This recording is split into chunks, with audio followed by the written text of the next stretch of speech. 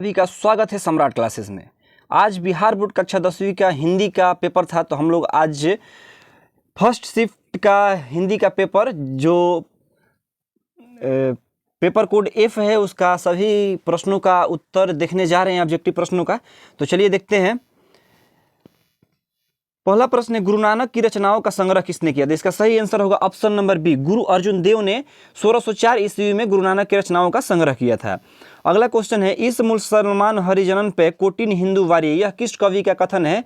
तो यह भारतेंदु हरिश्चंद्र जी ने कहा था रसखान के लिए। अगला प्रश्न है, प्रेम एवं श्री राधिका शीर्षक कविता में कवि ने माली मालिन किसे कहा है?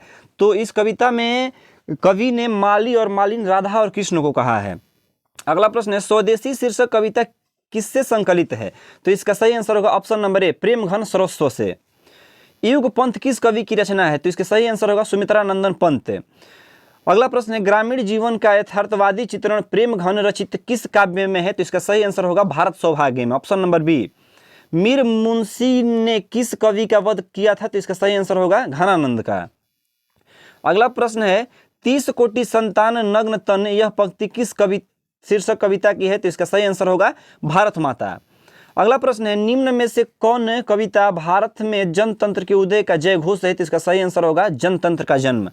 अगला प्रश्न है, एक बूंद सहसा उछली किसकी रचना है? तो इसका सही आंसर होगा अज्ञेय साहब का, ऑप्शन नंबर ए। मंगमा को किसके साथ विवाद था? तो मंगमा को अपनी बहू नंजमा से विवाद था। अगला प्रश्न है, सात कोड़ी होता किस भाषा के प्रमुख कथाकार है? तो इसका सही आंसर होगा उड़िया। उड़िया भाषा के प्रमुख कथाकार थे। ढहते विश्वास शीर्षक कहानी में तूफान से किसका घर टूट गया था? तो इसका सही आंसर होगा लक्ष्मी का। किसे महसूस हुआ कि पृथ्वी और आकाश के बीच घुटन भरी हुई है? तो इसका सही आंसर होगा सीता को। अगला प्रश्न है, नगर शीर्षक पाठ में अमलराज को कितना नंबर कमरा दिखलाने के लिए कहा गया? तो इसका सही आंसर होगा 50 नंबर। अगला प्रश्न है, पहले दिन पंपति को क्या था? तो इसका सही आंसर होगा बुखार। मां शीर्षक कहानी में किसने अपने पुत्र को घर आने के लिए पत्र लिखवाया? तो इसका सही आंसर होगा मां जी ने। अगला क्वेश्चन है, खून की सगाई किसकी प्रसिद्ध कहानी है? तो खून की सगाई ईश्वर पेटलीकर की प्रमुख कहानी है। अगला प्रश्न है, कटक शहर को बाढ़ की चपेट से बचाने के लिए किसने पत्थर का बांध बनवाया था? तो इसका सही आंसर होगा महाराज याति केसरी ने। अगला प्रश्न है, गुरु नानक ने किस धर्म का प्रवर्तन किया था? तो इसका सही आंसर होगा सिख धर्म का। अगला प्रश्न है, कवि घनानंद का वध किसके सैनिकों के द्वारा किया गया? तो इसका सही आंसर होगा नादिर शाह के सैनिकों के द्वारा। संप्रदाय मुक्त कृष्ण भक्ति कवि कौन थे? तो इसका सही आंसर होगा रसखान। अगला प्रश्न है, मेरे बिना तुम प्रभु शीर्षक कविता किसके द्वारा भाषांतरित की गई है? तो इसका सही आंसर होगा धर्मवीर भारती। अगला प्रश्न है, तुर्की के महाकवि नजीम हकीमत की कविताओं के अनुवाद किस कवि ने पहल पुस्तिका के रूप में किया? तो इसका सही आंसर होगा वीरेन डंगवाल। अगला क्वेश्चन है, कवित्री अनामिका के पिता का नाम क्या था? तो कवित्री अनामिका जी के पिता का नाम श्याम नंदन किशोर था। अगला क्वेश्चन है, पंक्ति से उतर जाता है उसका ख किस कविता की पंक्ति है? तो इसका सही आंसर होगा अक्षर ज्ञान। अगला प्रश्न है, किसके बिना प्राणी को मुक्ति नहीं मिलती? तो इसका सही आंसर है कीर्तन के बिना। घनानंद किस धारा के कवि हैं? तो इसका सही आंसर होगा रीतिमुक्त धारा के। कवि बद्री नारायण चौधरी प्रेमघन का जन्म किस वर्ष हुआ था? तो प्रेमघन जी का जन्म 1855 ईस्वी में हुआ था। अंतर्मुखी शब्द का विलोम क्या है? तो इसका सही आंसर होगा ऑप्शन नंबर ए, बहिर्मुखी। अगला क्वेश्चन है, जिसे ईश्वर में विश्वास है उसके लिए एक शब्द है, तो इसका सही आंसर होगा आस्तिक। उगल देना मुहावरे का अर्थ क्या है? तो इसका सही आंसर होगा गुप्त बात प्रकट करना, ऑप्शन नंबर सी सही होगा इसका। आकाश शब्द का पर्यायवाची क्या है? तो इसका सही आंसर होगा ऑप्शन नंबर डी, गगन। आगामी शब्द का विलोम क्या होगा? तो इसका सही आंसर होगा विगत। आगामी मतलब होता है पहले, विगत मतलब बाद का। अगला प्रश्न है, बिना पलक गिराए के लिए एक शब्द क्या है? तो इसका सही होगा अपलक। चिराग तले अंधेरा लोकती का अर्थ क्या है? तो इसका सही आंसर होगा अपनी बुराई नहीं दिखती। त्रिपाद कौन सा समास है? तो देखिए इसका पहला पद संख्यावाचक है, इसलिए द्विगु समास होगा। लोगों ने चोर को मारा किस कारक का उदाहरण है? तो इसमें सही आंसर होगा कर्म कारक। पयोधर शब्द का संधि विच्छेद क्या होगा? तो ये विसर्ग संधि है, जिसका आंसर होगा ऑप्शन नंबर ए, पयः धन धरः। अगला प्रश्न है, हजारी प्रसाद द्विवेदी ने दयनीय जीव किसे कहा है? तो इसका सही आंसर होगा अल्पज्ञ पिता को।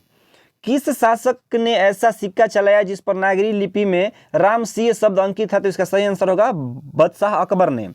चंद्रगुप्त द्वितीय विक्रमादित्य का व्यक्तिगत नाम क्या था? तो इसका सही आंसर होगा महादेवा। कर्नाटक प्रदेश का श्रवणबेलगोल स्थान किसका प्रसिद्ध तीर्थ स्थल है? तो इसका सही आंसर होगा जैनों का। अगला प्रश्न है बहादुर शीर्षक पाठ में किसकी कहानी है? तो इसका सही आंसर होगा नेपाली गवई गोरखे की। बहादुर से मार खाकर भैंस भागी भागी किसके पास चली गई? तो इसका सही आंसर होगा बहादुर के मां के पास। बड़े भाई किस लेखक की रचना है? तो इसका सही आंसर होगा रामविलास शर्मा। दक्षिण भारत के मंगल नागस्वरम की तरह शहनाई किसकी मंगल ध्वनि का संपूरक है? तो इसका सही आंसर होगा श्रम गीत का। मरते दम तक न शहनाई छूटेगी न काशी, यह कथन किसका है? तो बिस्मिल्लाह खां का। नसीहत शब्द का अर्थ क्या है? तो नसीहत का अर्थ होता है शिक्षा। गायक शब्द का प्रत्यय क्या है? तो गायक शब्द में अक प्रत्यय है, जिसका ऑप्शन नंबर सी सही होगा। तालु शब्द का विशेषण क्या होगा? तो इसका सही आंसर होगा तलब्बे। अगला प्रश्न है संधि में किसका योग होता है? तो दो वर्णों के मेल को हम क्या कहते हैं? संधि कहते हैं। जिसमें पूर्व पद की प्रधानता हो और समास पद अव्यय हो उसे कौन सा समास कहते हैं? तो उसे अव्ययी भाव समास कहते हैं। इसका ऑप्शन नंबर बी सही होगा। रोगग्रस्त कौन सा समास थे? तो रोग से ग्रस्त। तो जिसमें कारक चिन्ह आता है उसे तत्पुरुष समास कहते हैं। तो ये ऑप्शन नंबर सी सही होगा इसका। वह बाजार की ओर आया होगा किस पदबंध का उदाहरण है? तो इसका सही आंसर होगा क्रिया पदबंध। जिस वाक्य में एक साधारण वाक्य के अतिरिक्त उसके अधीन कोई दूसरा अंग वाक्य होता है उस वाक्य को हम मिश्र वाक्य कहते हैं। इसका सही आंसर होगा ऑप्शन नंबर ए। कछुए ने खरगोश को हरा दिया, इस वाक्य का उदाहरण है। यह सरल वाक्य है। इसका आंसर होगा ऑप्शन नंबर बी। निम्नलिखित में शुद्ध शब्द कौन है? तो चूहा कपड़ा कुतर कर फाड़ दिया शुद्ध शब्द है। गणेश शब्द का परिवाची क्या होगा? तो इसका सही आंसर होगा एक दंत। अगला प्रश्न है स्वरों के उच्चारण में लगने वाली समय के आधार पर स्वर वर्ण के भेद कितने होते हैं? तो 3 होते हैं, ह्रस्व दीर्घ और प्लुत स्वर। 62 नंबर क्वेश्चन है च का उच्चारण स्थान क्या है? तो च का उच्चारण स्थान तालु है। निम्नलिखित में कौन अंतःस्थ व्यंजन है? तो य र ल व 4 अंतःस्थ व्यंजन होते हैं। तो ऑप्शन नंबर डी सही होगा इसका। एक मात्रिक स्वर्ग निम्न में से कौन है? तो इसका सही आंसर होगा ह्रस्व स्वर। अगला प्रश्न है मुक्ताक्षर की अंतिम ध्वनि क्या होती है? तो इसका सही आंसर होगा स्वर। यद्यपि शब्द का संधि विच्छेद क्या होगा? तो इसका सही आंसर होगा यदि धन अपि। निम्नलिखित में से शुद्ध शब्द कौन सा है? तो इसका सही आंसर होगा ऑप्शन नंबर डी दधीची। निम्नलिखित चिन्हों में इकहारा उदाहरण का चिन्ह कौन सा है? तो इसका सही आंसर होगा ऑप्शन नंबर डी। अगला प्रश्न है त्र क्या है? तो इसका सही आंसर होगा संयुक्त व्यंजन। उस विकारी शब्द को क्या कहते हैं जिससे किसी विशेष वस्तु भाव और जीव का नाम का बोध होता है? तो इसका सही आंसर होगा ऑप्शन नंबर सी संज्ञा। 50 हाथी किस विशेषण का उदाहरण है? तो संख्यावाचक विशेषण का उदाहरण है। मोहन मुझसे किताब दिखाता है, तो इस किस क्रिया का उदाहरण है? तो प्रेरणार्थक क्रिया का उदाहरण। ऑप्शन नंबर बी सही होगा 72 का। 73 नंबर क्वेश्चन है सत्यवान 1 वर्ष से अधिक जीवित नहीं रहेगा, किस काल का उदाहरण है? तो इसका सही आंसर होगा भविष्यत काल। जो शब्द जो यौगिक तो होते हैं पर अर्थ के विचारों से अपने सामान्य अर्थ को छोड़कर किसी परंपरा के विशेष अर्थ में परिचायक हो जाते हुए कहलाते हैं, तो वो कहलाते हैं योग रूढ़ शब्द, जैसे गजानंद, गजाधर। अगला क्वेश्चन है 75 नंबर अजान शब्द में उपसर्ग क्या है? तो इसका सही आंसर होगा अ। बाबा साहब भीमराव अंबेडकर का जन्म किस परिवार में हुआ था? तो इसका सही आंसर होगा ऑप्शन नंबर डी दलित परिवार में। मैक्स मुलर के जन्म आधुनिक जर्मनी के किस नगर में हुआ था? तो इसका सही आंसर होगा ऑप्शन नंबर ए डेसाऊ। भारत किसकी भूमि है? तो इसका सही आंसर होगा ब्राह्मण या वैदिक धर्म की। वाराणसी के पास दारिस नामक सोने के सिक्कों से भरा घड़ा किसे मिला था? तो इसका सही आंसर होगा वारेन हेस्टिंग को। प्रयत्न मानव का अर्थ क्या है? तो इसका सही आंसर होगा प्राचीन मानव। अगला प्रश्न है गांधी जी को महात्मा की उपाधि किसने दी थी? तो गांधी जी को महात्मा की उपाधि रविंद्रनाथ टैगोर जी ने दिया था। इसका ऑप्शन नंबर सी सही होगा। मैं चाहता हूं कि जब देशों की संस्कृतियों की हवा मेरे घर के चारों ओर से अधिक स्वतंत्रता के साथ बहती रहे, यह कथन किसका है? तो यह कथन महात्मा गांधी जी का है। श्रम विभाजन और जाति प्रथा शीर्षक पाठ के लेखक का नाम क्या है? तो इसका सही आंसर होगा option number A Bhimrao Ambedkar. विष के दांत शीर्षक पाठ किस कहानी संग्रह से लिया गया है? तो इसका सही आंसर होगा विष के दांत तथा अन्य कहानियां। अगला क्वेश्चन है बहादुर शीर्षक पाठ के लेखक के बड़े लड़के का नाम क्या था? तो उसका नाम था किशोर। निम्नलिखित में कौन हिंदी आलोचना के महत्वपूर्ण हस्ताक्षर थे? तो इसका सही आंसर होगा रामविलास शर्मा। मेघदूत का जर्मन पदानुवाद किसने किया? तो इसका सही आंसर होगा मैक्स मुलर ने। हजारी प्रसाद द्विवेदी का जन्म किस वर्ष हुआ था? तो इसका सही आंसर होगा ऑप्शन नंबर बी 1907 ईस्वी में। नाखूनों का बढ़ना मनुष्य की किस प्रवृत्ति का परिणाम है? तो इसका सही आंसर होगा पार्श्विक वृत्ति का। धारा नगरी का कौन शासक अपने विद्यानुराग के लिए इतिहास में प्रसिद्ध है? तो इसका सही आंसर होगा परमार शासक भोज।